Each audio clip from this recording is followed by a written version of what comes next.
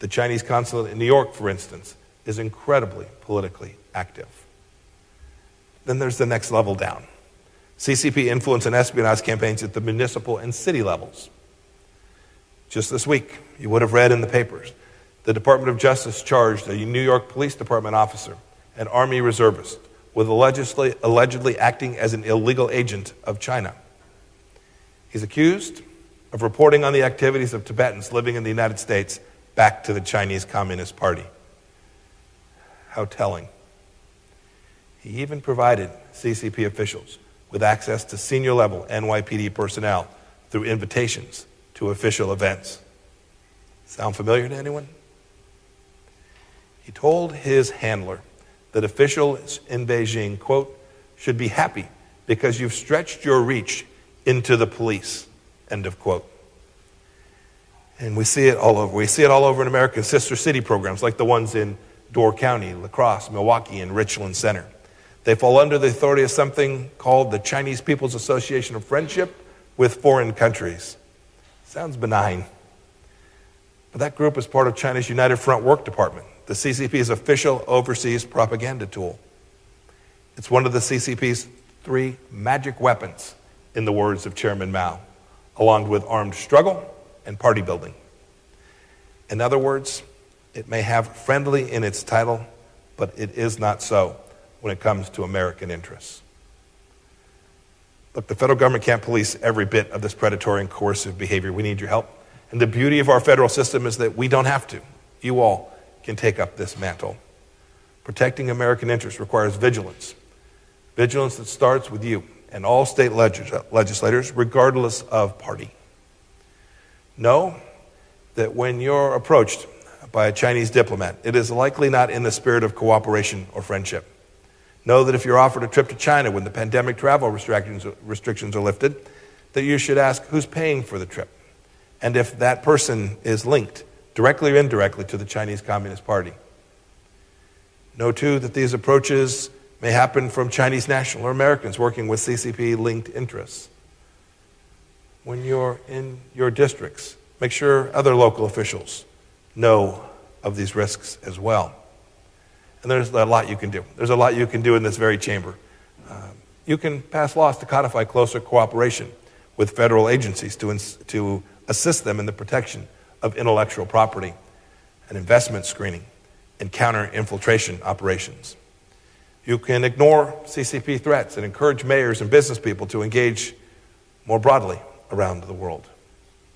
And as I told the nation's governors, you can scrutinize your state pension funds. As of its last report, the Wisconsin retirement system is invested in China Mobile and China Telecom. Both are state-owned giants, and they're an integral part of Chinese Orwellian surveillance system. Do you want your teachers, your firefighters, your policemen invested in those kinds of activities? You can also work to ensure your state colleges aren't improperly influenced by CCP-linked organizations like the Confucius Institutes, and that pro-democracy students from China, Hong Kong, or Taiwan studying in Wisconsin are not harassed. We want them here. Make sure they're not being threatened by pro-Beijing elements on your campuses. Telling the truth about China isn't remotely partisan. It's principled, and it protects our people. Remember Ms. Wu at the consulate? Well, on April 2nd of this year, she forwarded a letter from her husband to the Consul General in Chicago, to the district director of a great Wisconsin congressman named Mike Gallagher. The letter is full of CCP propaganda and disinformation about the pandemic, just like the one that was sent to Senator Roth. But what caught my eye in this missive was her declaration. She said, "We are firmly opposed to racial discrimination and xenophobia against the local Chinese community and stigmatization of China and the Chinese people over this virus." They try to shape the storyline. They want you to believe that America's righteous anger at the CCP over its handling of the coronavirus has something to do with race. It does not. It has everything to do with citizens who are no longer with us, children who aren't able to go back to school, and jobs that have been lost. And importantly, the Chinese Communist Party knows this. The CCP thinks it can drown out American cries for accountability with shouts of racism. We won't let that happen. We can't. The CCP wants to foment the kind of strife we've seen in Minneapolis and Portland and Kenosha. That's disgusting. We can't let it happen. I'm confident it won't. I'm always an optimist about America. There's a reason that we remain the greatest nation in the history of civilization, because Beijing's best laid plans are no match for American determination. The Trump administration rejects the idea that Beijing is destined for hegemony. No top-down, totalitarian regime can ever best the ingenuity, will, power of the American people. We know that our system is more attractive to others. I see it wherever I go. People want to be connected to the United States of America. They want to join with us freely because they know that we too stand for freedom alongside them. And we're not going to allow the CCP to interfere in our domestic politics either.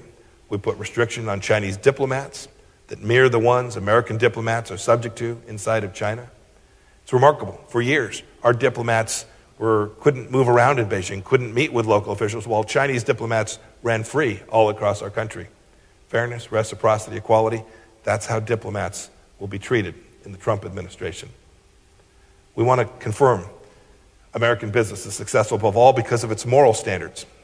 We've warned our businesses and universities to make sure that they aren't unwittingly supporting the mass human rights abuses happening in Xinjiang province right now, even as we're here together today.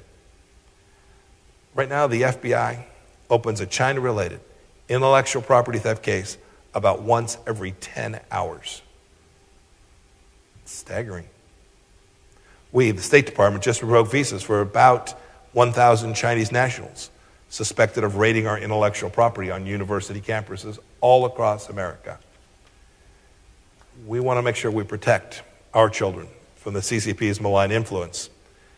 We formally designated the Confucius Institute's U.S. headquarters as a foreign mission and encouraged universities to shutter the doors on these programs quickly.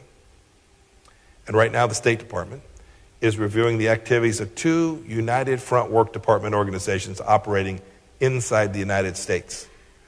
One, the U.S.-China Friendship Association, the other, the China Council for the Promotion of Peaceful Reunification.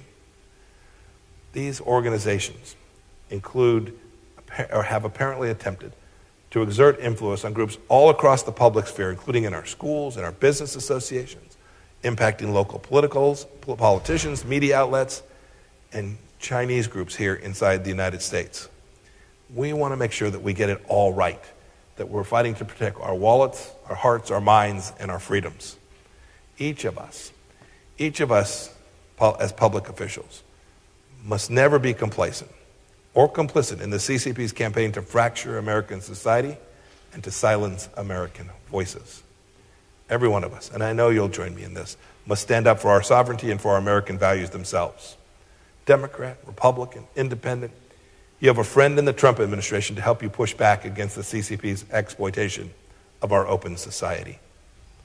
Let's do this together for the American people and the future of the greatest democracy in history. Thanks for letting me be with you today. I look forward to taking some questions from you. We can have a good discussion. May God bless Wisconsin and the United States of America. Thanks.